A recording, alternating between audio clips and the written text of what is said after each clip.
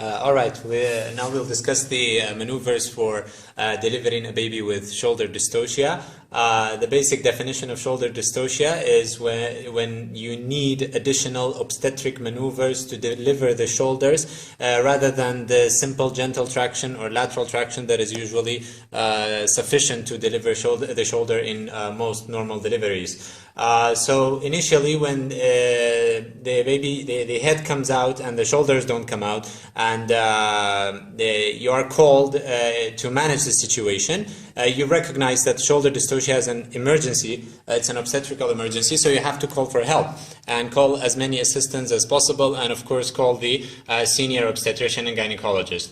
After that, you put the patient on a flat bed and in a low position.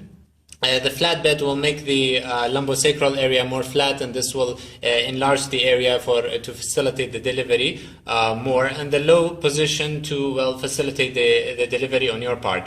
Other than that, you should empty the bladder, again to facilitate the delivery, and have a generous episiotomy. All of these have obvious benefits. Now, after that, the assistants come. So the first thing to do is to do McRoberts maneuver. One assistant on each side. They will abduct and hyperflex the thighs of the mother on her abdomen.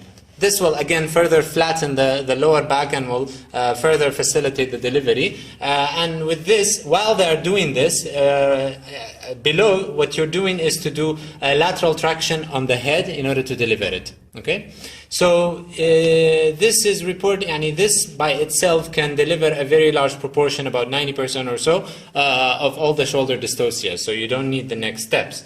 But for the remaining 10%, this will not be sufficient. So we switch to another maneuver. An assistant will be pushing through the lower abdomen in the suprapubic area.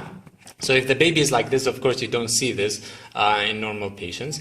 So the assistant will be pushing on the posterior aspect of the anterior shoulder. Anterior shoulder is the shoulder that is closer to the front of the mother's abdomen. So they'll be pushing like this, okay? And you on the other side will be doing the traction again. Okay, so you do the traction with all of these maneuvers.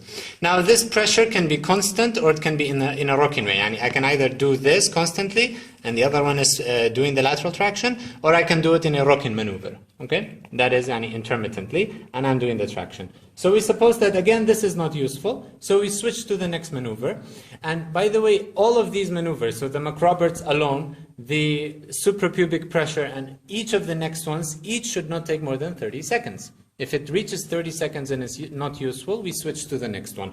So the next one to switch to is called Rubens. You go through the vagina, and by 2 fingers, you push on the posterior aspect of the anterior shoulder. Kind of like the suprapubic, but you're doing it through the vagina. And again, you'll do traction to deliver the baby. If this is not useful after 30 seconds, you keep this pressure and you add the other 2 fingers and push on the anterior aspect of the posterior shoulder and then try to deliver the baby. This is called Wood screw. Okay, Wood screw. If this is not useful, you reverse your hand, so you push on the anterior aspect of the anterior shoulder and the posterior aspect of the posterior shoulder, and you reverse the pressure and try to deliver. If this is not useful, so we switch to the next one. First, we will try to deliver the posterior arm, that is the arm that is close to the back of the mother, the posterior arm, okay? So we deliver this. Now, in order to deliver this one as well, we'll rotate the baby in the direction of the face and the chest and abdomen. So we'll rotate the baby like this, okay? And then we'll deliver, this is of course outside, and then we'll deliver the other arm as well, and this may facilitate the delivery. Suppose that this is also not useful. In that case, we have to put the mother on all fours, and that is on her hands and on her legs. Okay, and what we can do in that position, so let's assume that the mother is now on all fours.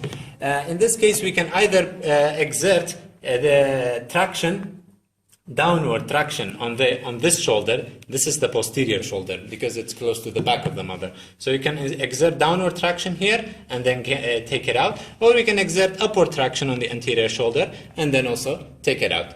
If even this is not useful, then you have to go to operation, either in the form of symphysiotomy or in the form of cesarean section. Thank you. One thing I forgot is that the cesarean section that you do, it's Well, before that, it's called Zavanel's maneuver. You have to push the head back into the uterus, and then you do the cesarean section.